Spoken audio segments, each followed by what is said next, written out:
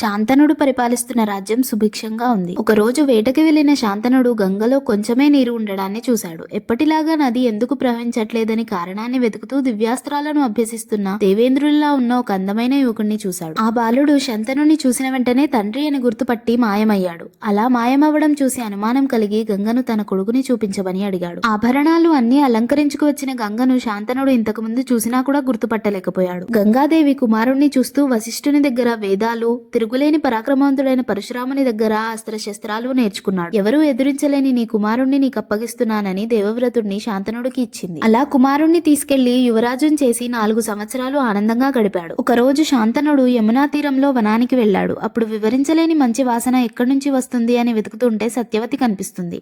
ఆమెను ఎవరు అని అడిగితే దాసరాజు కూతుర్నని, పేరు సత్యవతి అని చెప్తుంది. శాంతనుడు దాసరాజు దగ్గరకు వెళ్లి కూతుర్ని ఇచ్చి పెళ్లి చేయమని అడుగుతాడు. అప్పుడు దాసరాజు తనకు పుట్టబోయే బిడ్డే రాజ్యానికి రాజు అవ్వాలని, అలా అయితేనే పెళ్లి చేస్తానని చెప్తాడు. అది కుదరదని చెప్పి శాంతనుడు తిరిగి వస్తాడు. కానీ ఆమెను మర్చిపోలేక వేరే పనుల మీద ధ్యాస పెట్టలేకపోతాడు. విషయం ఏమిటో మంత్రులు, రథసారథి ద్వారా తెలుసుకున్న దేవవ్రతుడు దాసరాజు దగ్గరకు వెళ్లి తన తండ్రి తర్వాత సత్యవతికి పుట్టబోయే బిడ్డనే రాజు అవుతాడని చెప్తాడు. కానీ దాసరాజు తన సంతానంతో ఇబ్బంది వస్తే అంటే అందుకు దేవవ్రతుడు తాను అసలు పెళ్లే చేసుకోను అని ప్రతిజ్ఞ చేస్తాడు. తను చేసిన భీషణ ప్రతిజ్ఞ వలన అతనికి భీష్ముడు అని అందరూ పేరు పెట్టారు. అంతరిక్షంలోంచి దేవతలు, ఋషులు పూలవాన కురిపించారు.